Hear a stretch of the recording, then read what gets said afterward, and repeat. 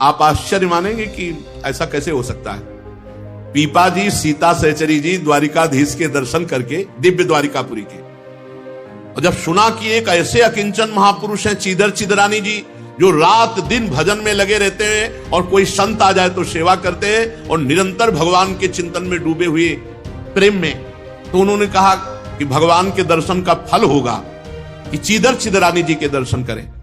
मतलब हद हो गई, हद हो गई। इस कोटि का धर्म का पालन।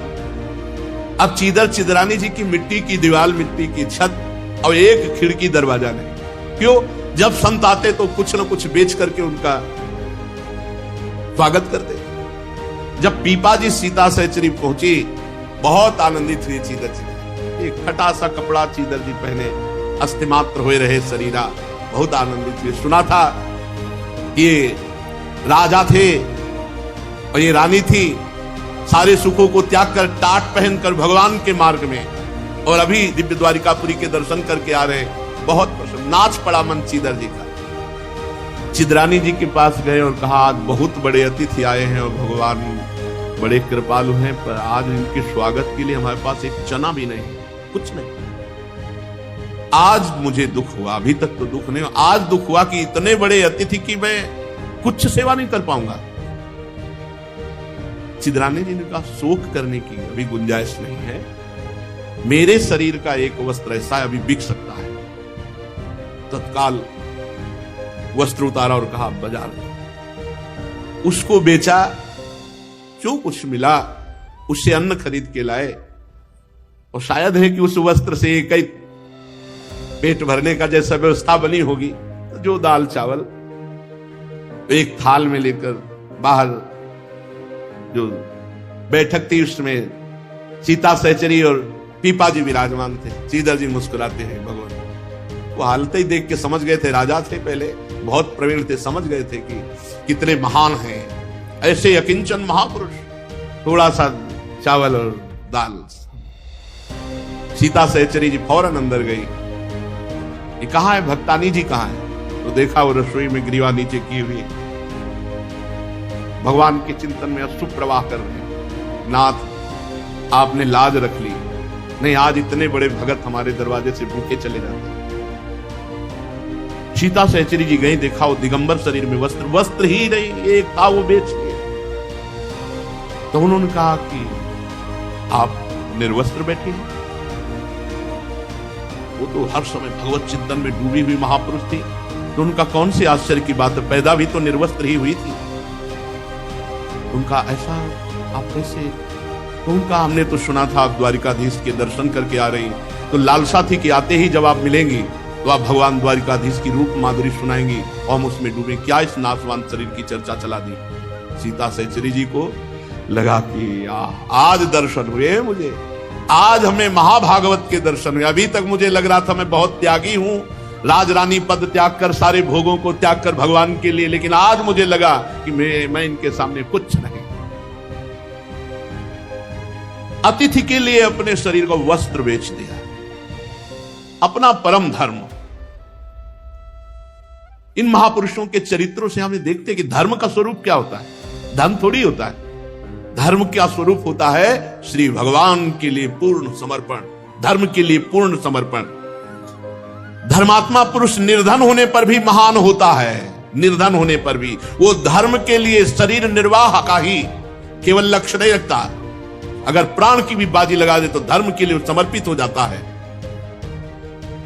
और जैसे अजगर की जीविका भगवान चलाते हैं, ऐसे ही अपने शरणागतों के घर में भगवान भेजते हैं, घर में। ये तो भगवान केवल देखते हैं, अकिंचन महापुरुष भगवत प्रेमी जन। अब इसके बाद की अगर हम आपको बात बतावें, सीता सहचरी जी ने कान में जाकर के कहा, आपको पता है आप जो दाल चावल पा रहे हो कैसा है? बोले तो अमृत तुल्य है। बोले हाँ, इसीलिए भक्तानी जी ने एक ही वस्त्र शरीर में था उसको बेचकर। कहा ऐसा? कहा। तो बोले अब हम दोनों नाचेंगे, बाजार में बिकेंगे इनके लिए, और जो भेंट आएगी वो इनको देंगे आकर के। ऐसा ही किया। वो तो राजा समस्त कलाओं में प्रवीण थे ही, और ये तो रानी थी। बाजार में कैसे शब्दों का प्रयोग करके अपने आप को पेश किया और नाचने लगे, और कैसा वो तो शब्द हम नहीं बोल सकते। कुछ लोग जो भक्त थे वो उन्होंने कहा करिए तो पीपाजी महाराज है, ये तो सीता से लोगों से कहा रहे बावरे मत बनो, ये कोई नाचने गाने वाले नहीं, ये तो अपनी राज पदवी को त्याग कर भगवान के महान भागवत हैं। तब उनसे पूछा कि महाराज आप ऐसा क्यों कर रहे हैं? तब उन्होंने कहा चिदरानी जी ने हमारे लिए वस्त्र भेज दिया, तो उनके लिए मैं बाजार में नाच करके अगर वस्तु इकट्ठा करूं तो कौन सी बात। गाड़ी भर गई सामग्री की। अब इधर देखिए, जब उनके पास गाड़ी लेके जाते हैं तो उन्होंने हाथ जोड़ दिया, एक भी वस्तु स्वीकार नहीं। ऐसा नहीं कि गरीबी से ललचार, नहीं, वो भगवान की भक्ति में तृप्त। उन्होंने कहा नहीं, मुझे किसी के द्वारा सहयोग नहीं, मेरे हरि मुझे जैसे रख रहे। तो निर्धन होने पर भी धर्मात्मा पुरुष महान और धन्य होता है। जो मनुष्य कामना के लोभ से धन के लिए हाय हाय करता हुआ इधर उधर दौड़ता फिरता है, वो भला धर्म को क्या जाने? वो क्या जाने कि धर्म किसे कहते हैं? उसको तो पैसा चाहिए, किसी भी तरह से कैसे पैसा आना चाहिए। युधिष्ठिर ना जाने क्यों ये लोग बावरे होकर के भगवान के नाम और धर्म की महिमा को ठुकरा करके ये केवल माया के लिए अपने जीवन को नष्ट कर देते हैं। अरे रसेंद्री जनेंद्री के चक्कर में पड़ करके अपने जीवन को नष्ट कर देते हैं। जो संतोषी नहीं है वो चाहे साधु वेश धारण कर ले, चाहे गृहस्थी में, चाहे जहां, वो इंद्री लोलुप ना तेजस्वी हो सकता है, ना विद्वान हो सकता है, ना तपस्वी हो सकता है, ना यशस्वी हो सकता है। उसका सब क्षीण हो जाता है, उसका तेज, विद्या, तपस्या, यह सब नष्ट हो जाता है। जो धन लोलुप होता है, चाहे वो गृहस्थ हो चाहे विरक्त हो, विवेक उसके अंदर हो ही नहीं सकता। जो धन का प्रेमी है, धन का प्रेमी विवेकवान नहीं होता।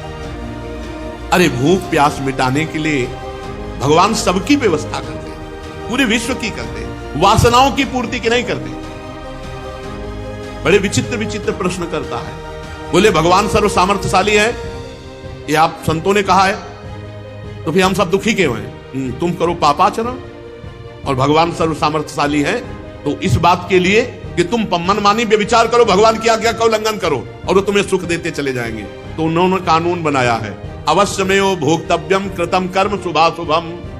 हाँ, अगर भगवान की शरण में चले जाओ तो कह रहे अपिचेत सुदुराचारो, है वो सामर्थ्यशाली, अपिचेत सुदुराचारो भजते माम अनन्य भाग साधुरेव समंतव्या सम्यक व्यवसिता। ऐसा भगवान खुला कह रहे हैं कि चाहे चराचर का द्रोह करने वाले आओ मेरी शरण में। सन्मुख होए जीव मोहि जब ही जन्म कोटि अग्नासो कोटि विप्र बदला गए जाहु। कह तो रहे सर्व सामर्थ्यशाली, आप शरण में नहीं आओगे, मनमानी पापाचरण करोगे और फिर कहोगे देखें भगवान बचा ले, तो नहीं बचाएंगे और धक्का लगा देंगे, क्योंकि तुम उनकी आज्ञा का उल्लंघन कर रहे हो। तो धक्का है माया, और माया को भेज देंगे, रौंद इसको। वही काम, क्रोध, लोभ, मोह, मद, मत्सर। शरण में होकर पुकारो भगवान को तो बचा लेंगे, और तुम चैलेंज करो उनको तो फिर तो माया बहुत बलवती है। ये खान पान भोग नाना प्रकार की वासनाओं में लग करके पूरा जीवन लोग नष्ट कर देते हैं। यदि मनुष्य पृथ्वी की समस्त दिशाओं को जीत ले, जितने शरीर है सब उसके अधीन हो जाए, जितने भोग है सब, तो भी वो कभी तृप्त नहीं हो सकता। तृप्ति मिलेगी तो भगवान के भजन से मिलेगी। अब कछुनाथ न चाहिए। जब केवट जी चरण पखार रहे तो अति आनंद उमगी अनुरागा चरण सरोज पखार न लागा। अब जो आनंद आया चरण सरोज पखारने में, तो कह रहे अब कछुनाथ न चाहिए। बहुत काल में कीन मंजूरी, आज दीन सब विधि भल, अब नहीं नाथ, अब मुझे नहीं चाहिए। गोस्वामी तुलसीदास जी कह रहे जाकी कृपा लवलेश ते मतिमंद तुलसीदास हो पायो परम विश्राम राम समान प्रभु। परम विश्राम मिल गया, अब दौड़ भाग मिट गई। अनेक विषयों के ज्ञाता, शंकाओं का समाधान करके चित्र में शास्त्रोक्त अर्थ को बैठा देने वाले बड़े बड़े विद्वान भी इस माया के चक्कर में आके भ्रष्ट हो जाते हैं। साधारण पुरुषों की तो बात जाने दो। इसलिए माया से बचने के लिए हर समय भगवान का स्मरण अत्यंत आवश्यक है। धर्मराज, संकल्पों का परित्याग करने से काम पर विजय प्राप्त की जा सकती है। यदि भोगों का चिंतन न होने पावे तो काम विजयी हो जाओगे। काम की उत्पत्ति कहां से होती है? ध्यायतो विषयान पुंसान संगास्ते सुपजायते संगात संजायते कामा कामात क्रोधो विजायते। जब हम किसी विषय का ध्यान करते हैं, आप ध्यान करना, किसी विषय का संकल्प ना बनाओ। मान लो आपको भोजन का संकल्प ना बना हो और आपको भोजन पवा दिया जाए, अच्छा हो बुरा आप आराम से पालेंगे, वो आपका बंधन कारक नहीं होगा। पर जब पहले चिंतन किया, हरी चटनी, मीठी चटनी, समोसा, ये वो, और फिर वो भोग किए, तो फिर वो आसक्ति आपको बार बार जीवन में चोट पहुंचाती रहेगी और वो बांध लेगी आपको। तो जो हम भोगों का संकल्प बनाते हैं, भोगों का चिंतन करते हैं, ये ना होने पावे, इसीलिए अनन्यस चिंतयन्तो माम, अनन्य चिंतन करने की आवश्यकता, अखंड भजन करने की आवश्यकता है। काम विजयी होने के लिए काम का चिंतन न होने पावे, काम वासना के, काम क्रीड़ा के, काम भोगों के चिंतन से ही हमारे अंदर भोग का संकल्प उठता है, और संकल्प के बाद क्रियाएं होती है, बस फिर वो तो नष्ट है। संकल्प ही ना बनने पावे तो कह रहे हैं संकल्प के परित्याग से काम पर विजय प्राप्त करें। असंकल्पात जयेत कामम, जिसके कोई संकल्प ही नहीं उठता वो काम विजयी हो जाता है। और कामनाओं के त्याग से क्रोध पर विजय प्राप्त करें। क्रोध कब आता है? हमने जब कामना की कि हम ऐसा देखें, ऐसा सुने, ऐसा बोलें, ये हमारे साथ ऐसा बर्ताव करे, ऐसा होना चाहिए, और जब नहीं होता तो गुस्सा आ जाती है। जोई जोई प्यारो करे सोई मन भावे। हमें कामना ही नहीं करनी, कामना से क्रोध पर विजय प्राप्त करें। और संसारी लोग जिसे अर्थ कहते हैं उसे अनर्थ समझ करके लोभ का त्याग कर दें। यह लोभ बहुत हानिकारक है। अगर अर्थ मिलता भी है तो दूसरों की सेवा के लिए मिलता है। स्वयं भोक्ता न बने, स्वयं अहंकार न करे, दूसरों की सेवा में लगावे। ये शरीर भी दूसरा है, उचित आहार, उचित वस्त्र इसको देके शेष दूसरों की सेवा में लगावे, तो अर्थ से कभी भयभीत नहीं होगा, अर्थ कभी उसे बांधेगा नहीं, अर्थ कभी दुर्गति नहीं कराएगा। जो अर्थ को अपने लिए, भोग के लिए, वो भय प्रदान करता है, सदैव भयभीत रहता है अर्थवान। अध्यात्म विद्या से मोह पर विजय प्राप्त करे, कोई किसी का नहीं। अगर रोज सत्संग सुनते हो तो आपके मोह पर चोट रोज पड़ती है। और संतों की, जो भगवत प्रेमी महात्मा हैं, इनके संग से, इनकी उपासना से दंभ और पाखंड पर विजय प्राप्त करें। सच्चे संतों का संगी कभी दंभी और पाखंडी नहीं हो सकता, सवाल ही नहीं उठता। सच्चे संतों का संग करने वाला कभी दंभी और पाखंडी नहीं हो सकता, नाटकी नहीं हो सकता। तो दंभ और पाखंड पर विजय सच्चे संतों की उपासना से, और मौन से वाणी के विघ्नों पर विजय प्राप्त करें। मौन अधिकतर रहे, ज्यादा बोले ना। शरीर और प्राणों को संयम में लेकर हिंसा पर विजय प्राप्त करें, किसी को दुख ना पहुंचावे। इसी के द्वारा हम मोक्ष पदवी तक पहुंचते हैं, चाहे गृहस्थ हो, चाहे विरक्त हो। सतोगुण का अधिक सेवन करे, जिससे रजोगुण तमोगुण पर विजय प्राप्त कर ले, फिर भगवान और गुरुदेव की भक्ति के द्वारा सतोगुण का भी त्याग करके त्रिगुणातीत हो जाए। जब हम गुरुदेव की भक्ति करते हैं तो यस्य साक्षात भगवती ज्ञान दीप प्रदे गुरु मर्त्या सद्धि श्रुतम तस्य सर्वम कुंजर शौचवत। जो दुर्बुद्धि अपने गुरुदेव को मनुष्य समझता है, उसका सब शास्त्र ज्ञान, सारी साधना ऐसे है जैसे हाथी का स्नान। हाथी नहाया और बाहर निकला, धूल पूरा फिर डाल लिया, बेकार हो गया। वो कुंजर शौचवत है जो अपने गुरुदेव को मनुष्य समझता है। जो दुर्बुद्धि गुरुदेव को साक्षात परब्रह्म भावना से ना देखकर मनुष्य भाव से देखता है। बड़े बड़े योगेश्वर हुए हैं, वो चरण कमलों की सेवा से, गुरुदेव की चरण कमलों की सेवा से ही हुए हैं। प्रकृति और पुरुष के अधीश्वर भगवान ही गुरुदेव के रूप में प्रकट है।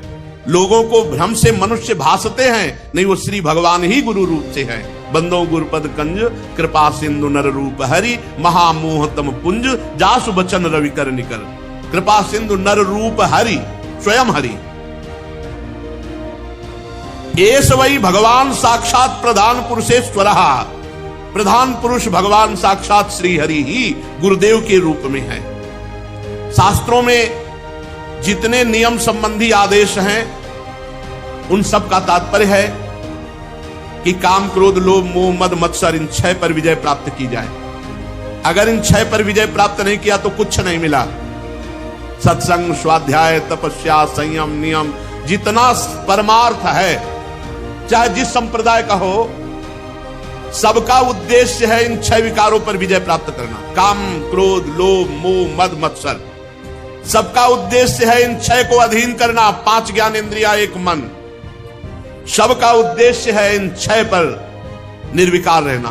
भूख प्यास शोक मोह जरा मृत्यु, इन पर निर्विकार रहना। बुढ़ापा मृत्यु भूख प्यास शोक मोह, इन पर निर्विकार रहना। 6 पर काम क्रोध लोभ मोह मद मत्सर, इन पर विजय प्राप्त कर लेना। 5 ज्ञानेंद्रिय मन, इन 6 को अधीन रखना। ये सब शास्त्रों का ज्ञान है, सब संप्रदायों का उद्देश्य है। अगर ये नहीं तो वो गलत है। काम क्रोध लोभ मोह मद मत्सर विजयी, हर्ष शोक भूख प्यास जरा मृत्यु विजयी, 5 ज्ञानेंद्रिया एक मन विजयी। यह है शास्त्र ज्ञान का फल, यह है परमार्थ में चलने वालों की स्थिति।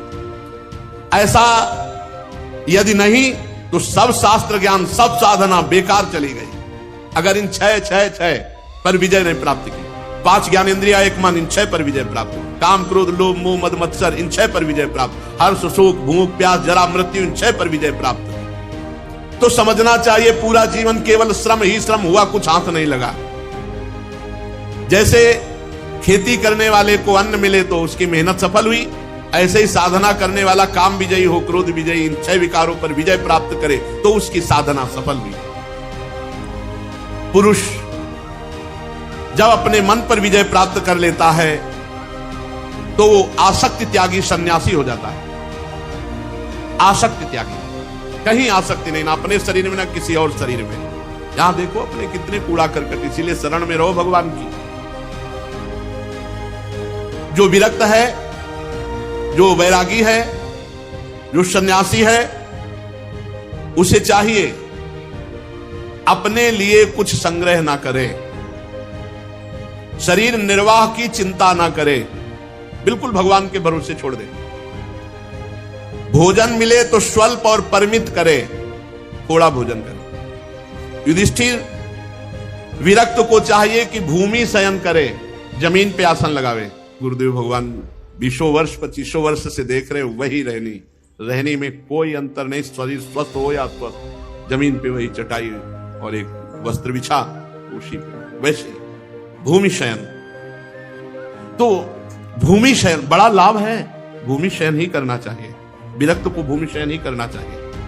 बिल्कुल, हम एक परमहंस जी को देखा है, वहां बिंदौर इछावर भ्रमण करते थे उस समय हम, तो कुआं में स्नान कर रहे थे तो आवाज आई, नारायण एक कमंडल जल मिलेगा। ऐसी मृदु ब्रह्मबोध संपन्न महापुरुष के वचन, अचानक जटा हटाई, देखा एकदम तेजो में ब्रह्म स्वरूप, एक अचला केवल लगा, काट का कमंडल छड़ी, साष्टांग दंडवत है, तो मानो जैसे आकाश से अमृत वर्षा हो गई हो, ऐसे ब्रह्मलीन महापुरुष।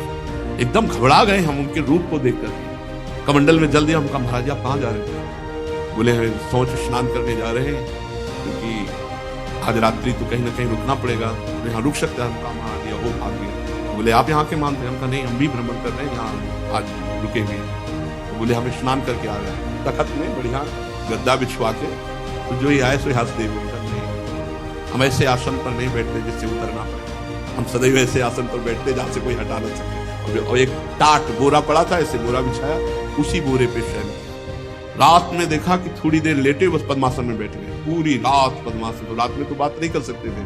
जब सुबह यमुना स्नान के लिए चले तब हमने कहा महाराज जी आपका पद्मासन, अब हम भी लगाते थे पर कहाँ हो, 8-10 घंटे एकदम बिल्कुल शून्याकार। तो उनका अभ्यास ऐसा। उनका महाराज जी हम आपके साथ चलेंगे। बोले नहीं रह सकते आप हमारे साथ। 60 किलोमीटर एक सांस में चलना, 60 किलोमीटर। आप बिल्कुल विश्वास नहीं मानेंगे, कमंडल उठा तो दिन के 1 बजे तक, 4 बजे तड़के से चले, 1 बजे तक बिल्कुल न बाल भोग न भोजन, कोई मतलब नहीं, पर चले जा रहे। क्या जीवन है। ब्रह्मानंद में वो 3 दिन केवल साथ रहे थे। 3 दिन में कैसी कैसी अनुभूतियां उनके साथ हुई। विरक्त को चाहिए पवित्र आसन भूमि पर शयन करें, और जब बैठे तब स्थिर मेरुदंड सीधा करके बैठे। विरक्त ऐसे बैठो, सीधे, बिल्कुल 90 अंश का कोण, सीधे सीधे। विरक्त सीधे हो जाओ, पूरे सीधे हो जाओ, जीवन भर सीधे हो जाओ। नहीं सूधो चले आपने धर्म रसकम सो प्रीतम का है। बैठ ही नहीं सकते आप अगर ब्रह्मचर्य सही है और आपको स्वस्थ शरीर है तो वो तो बिजली रहती है अपने आप सीधे ऐसे। सुखासन पर बैठे और सदैव मंत्राकार वृत्ति रखे। यहां देशे शुचौ समय राजन संस्थाप्य सनमात्मनः स्थिरम समम सुखम तस्मिन् शीतोरजं ओम इति। मंत्राकार वृत्ति रखे। जो मंत्र गुरुदेव ने दिया वो सामने लिखा और सीधे।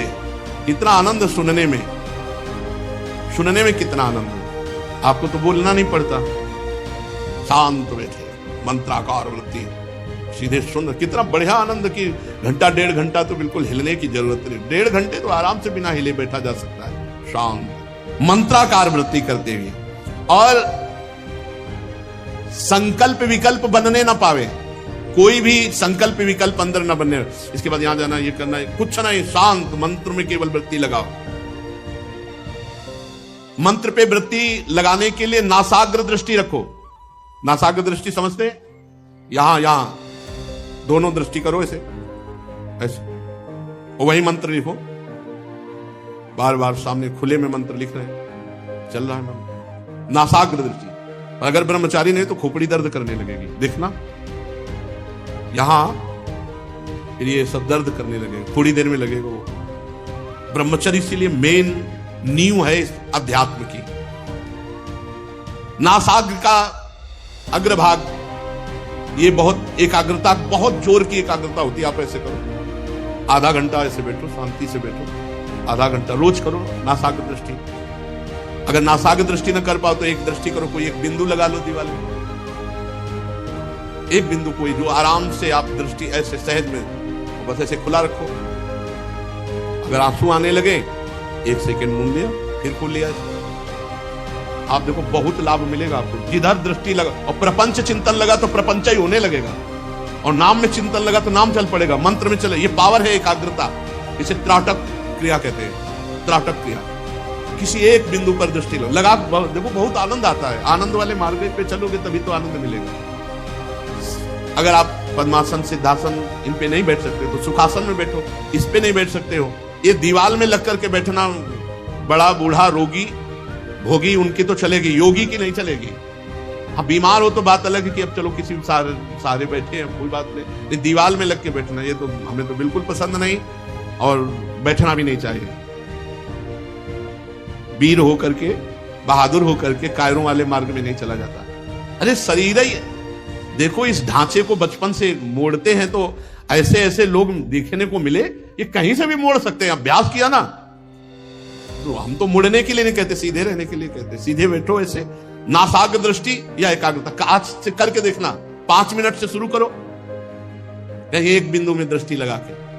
आंखें जलेंगी, आंसू गिरने लगेंगे, आपको थकान लगेगी, आंख मूंद लीजिए, मंत्र तुरंत ध्यान, कुछ समय और कुछ ध्यान ना आने पावे, नहीं वो एकाग्रता उधर ही जाएगी जिधर ध्यान करोगे। मंत्र का ध्यान करो आंखों में, फिर लगा दो दृष्टि।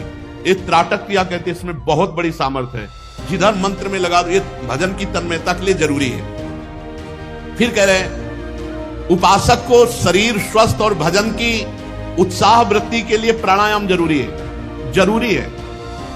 हमने देखा है महापुरुषों को, गुरुजनों को भी देखा करते हुए, छत पे निकल गए एकांत में और 10-15 मिनट तो प्राणायाम व्यायाम करना चाहिए।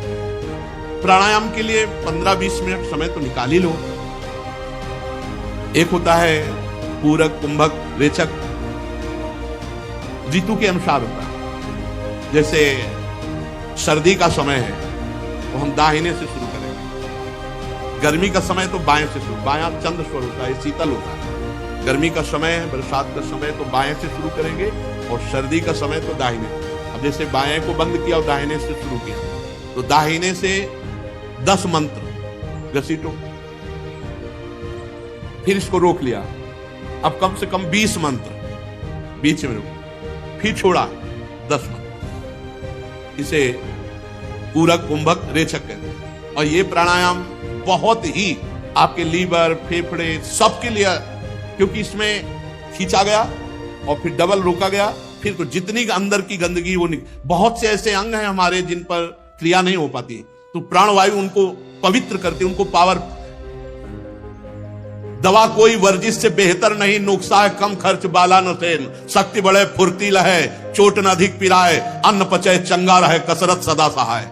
उपासक बहुत इससे बल मिलता है, बहुत इससे बल। कई दिन भूखे रहने पर भी प्राणायाम के बल से हम कभी निराश, हताश, उदास नहीं हुए।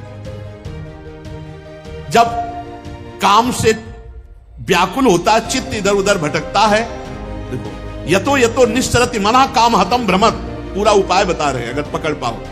ततस्तत उपाहृत हृदय रुंध्यात शनैर्बुधा। बुद्धिमान पुरुष को चाहिए कि जब काम की चोट लग रही होगी, और चित्त घायल हो रहा है, भोगों के लिए तड़प रहा है, उस समय बिल्कुल रफ्तार से मंत्र चलाओ, उसको चिंतन करने का अवसर न दो। लेकिन उस समय मंत्र ही भूल जाएंगे, उसका जादू है, उसका जादू है, काम का प्रभाव है। उस समय नाम मंत्र भूल जाएंगे, तभी वो अपना प्रभाव दिखा पाएगा। धीरे धीरे मन को कैद कर लो, जो काम की तरफ भाग रहा था उसे नाम और मंत्र में लगा दो। जब साधक निरंतर इस प्रकार अभ्यास करता है तो जैसे ईंधन ना मिलने पर आग बुझ जाती है, वैसे चित्त निष्काम हो जाता है। ऐसा नहीं कि जीवन भर सताता रहता है, फिर वो निष्काम हो जाता है। इस प्रकार जब काम वासनाएं चोट करना बंद कर देती है तो समस्त वृत्तियां भगवदाकार, चित्त ब्रह्मानंद के संस्पर्श में मगन हो जाता, फिर कभी उस हृदय में काम स्फुरण नहीं होता। जो विरक्त वैरागी धर्म अर्थ काम के मूल गृहस्थाश्रम का त्याग कर दिया है, फिर वो उसी अपने परिवार से प्रेम करने लगता है, वैसे ही गृहस्थाश्रम का सेवन करने लगता है तो दुर्गति को प्राप्त होता है। शास्त्र है, आज्ञा कर रहा है, कह रहे हैं यह प्रवज्य गृहात पूर्वम त्रिवर्गावपनात् पुनः यदि सेवेत्तान भिक्षु सा वै वान्तस्य पत्रपः। ऐसा वो वैरागी है जो परिवार से विरक्त होकर पुनः परिवार में मोह करके वही काम आदि त्रिवर्ग का सेवन करता है। वो उगले हुए को खाने वाले के समान होता है, उसकी दुर्गति होती है। जिन्होंने अपने शरीर को अनात्मा माना, इसको मृत्युग्रस्त देखा, इसे विष्ठाक्रमी राख का ढेर समझा, वो विरक्त फिर उसे आत्मा मानकर फिर अपने परिवार के मोह में कैसे फंस सकता है। जो अपने कर्म का त्याग कर देता है वो गृहस्थ धिक्कार योग्य है। जो ब्रह्मचारी कहलाकर ब्रह्मचर्य व्रत का त्याग कर देता है वो ब्रह्मचारी धिक्कार है। जो वानप्रस्थ तपस्वी वेश धारण करके गांव में रहता है उस वानप्रस्थी को धिक्कार है। और वैरागी और सन्यासी होकर के जो इंद्रिय लोलुप होकर भोगों को भोगता है उसको धिक्कार है। ये चारों आश्रम के कलंक हैं, ये ढोंगी हैं और इन मूढ़ों पर तरस खानी चाहिए, इनकी दुर्गति पक्की है। ये श्रीमद् भागवत कह